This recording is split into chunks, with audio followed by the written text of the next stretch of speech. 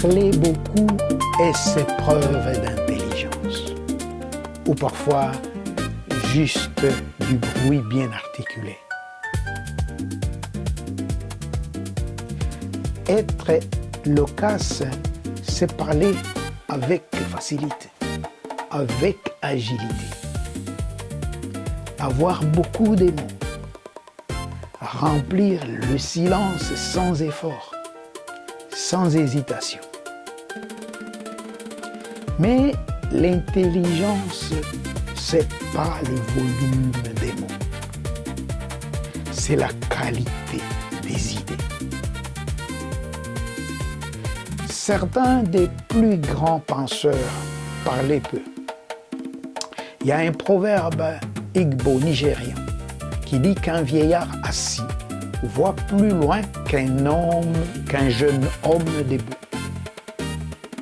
Ici, la posture calme et silencieuse des anciens symbolise une sagesse profonde, opposée à l'agitation verbale de la jeunesse.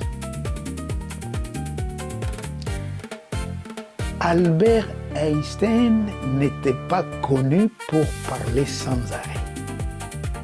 Mais à chaque fois, chaque phrase qu'il prononçait faisait avancer la science. Il y a aussi un proverbe africain qui dit que le sage n'a pas besoin de parler pour se faire comprendre. Ce dicton met en lumière que la vraie intelligence se manifeste par l'observation discrète plutôt que par un flot de mots qui peuvent être inutiles. Socrate posait surtout des questions. Il écoutait plus qu'il ne parlait.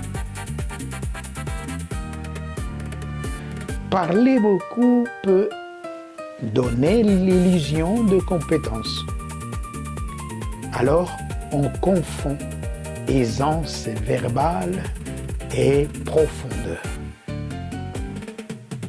Mais l'intelligence se mesure à la capacité d'analyse.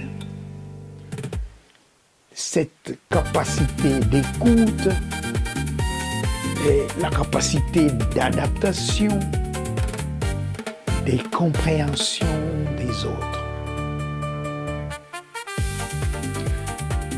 Des études en psychologie montrent que nous associons naturellement l'assurance verbale à la compétence.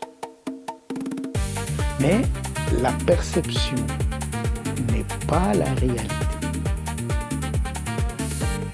Il existe une intelligence silencieuse, celle qui observe, qui réfléchit avant de parler, qui choisit les mots.